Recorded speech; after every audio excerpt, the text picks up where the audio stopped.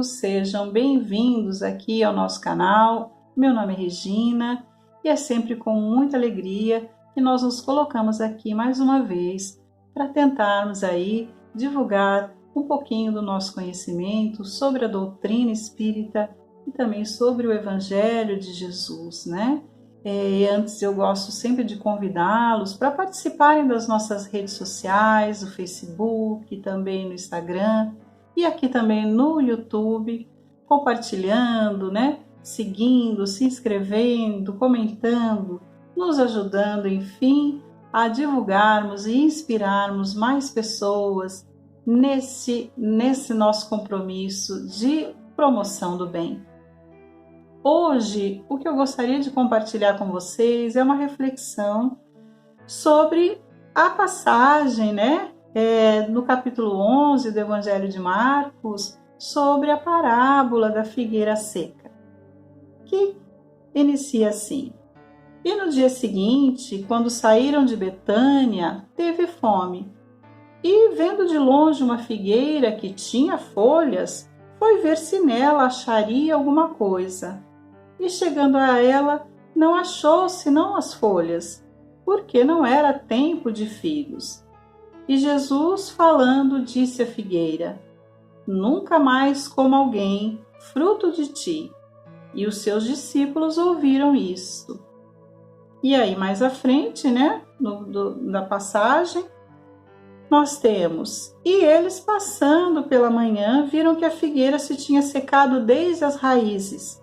E Pedro, lembrando-se, disse-lhe: Mestre, eis que a figueira que tu amaldiçoaste se secou. E Jesus respondendo: Tende fé em Deus, porque em verdade vos digo que qualquer que disser a este monte, ergue-te e lança-te ao mar, e não duvidar no seu coração, mas crer que se fará aquilo que se diz, tudo o que disser lhe será feito. Então, meus amigos, muitas pessoas se surpreendem, né, com esta passagem, porque não era tempo de figos. E como pode Jesus tê-la amaldiçoado, né? Jesus, o representante de Deus, né, o verbo de Deus sobre a terra, como pôde amaldiçoar uma figueira? Então, antes, para que a gente possa compreender, nós precisamos entender a cultura daquela época, que era também uma cultura profética, não é? Onde os profetas profetizavam, né? Faziam as suas previsões através tanto das palavras como também das ações, e davam a ambas, né, esse tom do exagero para que as pessoas pudessem ser impactadas por elas, tá? Então, desde a sua entrada triunfal em Jerusalém, né, sobre aquele jumentinho que foi num dia anterior, e no dia seguinte ele faz, né, a maldição aí a esta figueira, secando até a raiz, né? Ali em seguida ele entra no templo de Jerusalém e faz ali a expulsão dos cambistas, não é? Dos vendilhões, a expulsão dos vendilhões do templo, tudo de uma forma muito enérgica, né? Era a forma das profecias, né, que os profetas se utilizavam para atingir e alcançar as pessoas. Então, o que Jesus mostra com isso, né? Mostra que o tanto que estavam equivocadas aquelas práticas religiosas, né, de um povo que já havia recebido, né, desde há 1000 anos antes, através ali dos ensinamentos dos profetas, né, já tinham recursos de ter aprendido sobre as leis divinas, né, que os profetas vieram trazer muito antes de Jesus. Então, eles já tinham condições de pregar, não apenas com as suas palavras, mas também e principalmente pelas suas atitudes, né? Porque eles pregavam aquilo que no fundo eles não viviam. A figueira, então, representaria, no caso, a Jerusalém daquela época, que apesar, né, a figueira estar cheia de beleza, não conseguiria oferecer, assim como Jerusalém, né, aquela prática religiosa, não oferecia verdadeiramente aquilo que deveria, que era a transformação interior das criaturas na busca ali do reino de Deus dentro de cada coração. É aquilo que nós vivemos, não é? Até hoje, essa incoerência.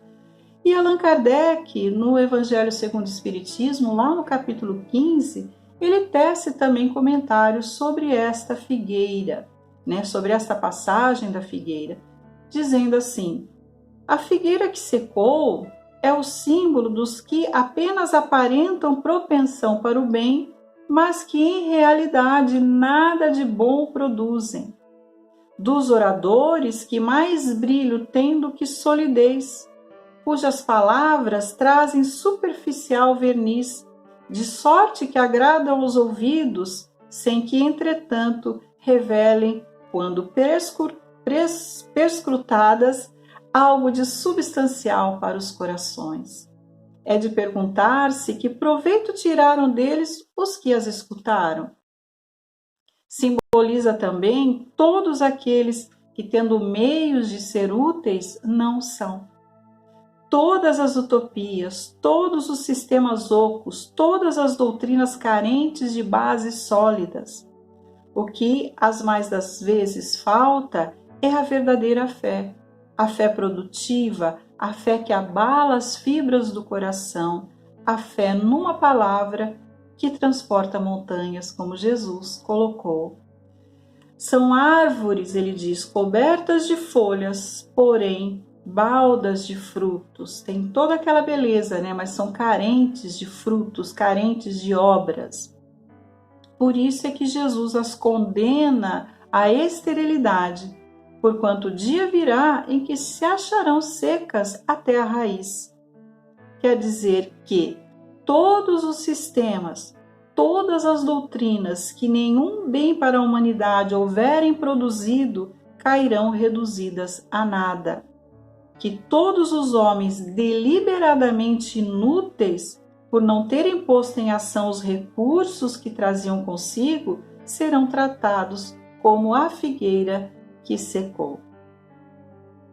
Então, meus amigos, nós compreendemos, né, com estas palavras, a grande importância de nós pautarmos a nossa existência pela coerência, né, sob a luz da nossa consciência, principalmente no momento que nós estamos vivenciando, né, que nós estamos experimentando. Somos espíritos em crescimento, né? E estamos aqui em mais uma experiência de crescimento, de progresso, né? Agora encarnados, né? Ou seja, com um corpo físico. E o nosso maior compromisso é nos exercitarmos no bem, né? E que bem é esse, né? O bem que Jesus nos ensina, né? O bem, a pauta é o Evangelho. Então, esse é o nosso compromisso maior, nos exercitarmos no bem, nos tornarmos seres melhores, buscando a coerência entre os nossos atos, as nossas palavras e os nossos pensamentos. Porque se houver divergência entre eles, nós não estaremos sendo hipócritas, não é? Porque se falamos no bem, se nós pregamos o bem e não o refletimos, se o bem não é para mim um instrumento de crescimento interior, é um instrumento, né, de progresso consciente, então eu estarei também sendo equivocada, né? Nós estaremos também equivocados e também vamos representar esta figueira, né? A figueira desta passagem, desta parábola, né? E a gente pode até enganar a muitos e também, obviamente, nos enganarmos, mas nós não vamos conseguir jamais fugir da nossa própria consciência, né? Porque a lei do progresso ninguém consegue deter. Nós não conseguimos deter essa lei. E um dia nós vamos acordar. Ou então ela vai nos acordar, tá? talvez pelos mecanismos da dor, né, que nós mesmos nos infligimos. Esse possa ser aí o nosso despertar através da dor. Então, meus amigos, o autoconhecimento continua sendo aquele ponto de partida para a nossa transformação. Sabendo que somos, quando nós nos reconhecemos, quando nós sabemos, né, nos conhecemos internamente, sabemos quem somos, vai intimamente, né, obviamente, isso vai nos ajudar a iluminar aquilo que reconhecemos em nós, carentes ainda de luz, porque temos muitas carências ainda internas, né, muitas más tendências, más inclinações que precisam ser transformadas nesse caminho do bem, que é um caminho libertador. Então, nós precisamos começar um dia após o outro, né? Sem muitas exigências, né? Mas construindo metas internas, metas interiores de transformação, para que a gente possa realmente nos tornarmos seres melhores, um pouco que seja a cada dia, não é? Precisamos realmente da vontade de começar e de nos transformar. Eu gostaria de citar aqui um filósofo americano, né, o Ralph Waldo Emerson, que ele diz assim: termine cada dia e esteja contente com ele. Então veja a importância, né? Quando a gente terminar o dia, nós refletirmos se estamos contentes, né, sob a luz da nossa consciência, se ele foi um dia proveitoso, se foi um dia útil para nós, se nós fomos capazes de ser úteis a alguém. E ele diz: você fez o que pôde, né? Porque se a gente não conseguiu fazer tudo, ao menos um pouco. E essa exigência não tem que nos deixar muito mal, né, por causa disso, ou com complexos de culpa, não é? Nós fizemos aquilo que pudemos. Isso tem que ser muito consciente, tá? Alguns enganos e tolices se infiltraram indubitavelmente. Com certeza, somos espíritos ainda em crescimento, né? Estamos aqui tentando progredir. Então, muitos erros e tolices vão se infiltrar, sem dúvida alguma. E ele continua: esqueça-os, tão logo você consiga. Amanhã é um novo dia. Comece-o bem e serenamente, com um espírito elevado, demais para ser incomodado pelas tolices do passado. Então, a gente não consegue apagar, né, aquilo que foi feito, mas a gente pode dar um novo significado, um novo final para a nossa história. E essa história nossa pode ser começada a qualquer minuto, a qualquer instante, desde que a gente coloque ali o fator da nossa vontade, né, o fator vontade, o ponto da vontade, para que a gente possa realmente começar e nos transformarmos. Porque Jesus disse: tende fé em Deus, porque em verdade vos digo que qualquer que disser a este monte, ergue-te e lança-te no mar, e não duvidar no seu coração, mas crer que se fará aquilo que se diz, tudo o que disser lhe será feito. Então, depende apenas de nós. Eu gostaria de agradecer o ouvido de vocês e nos vemos numa próxima oportunidade. Muito obrigada. Até mais.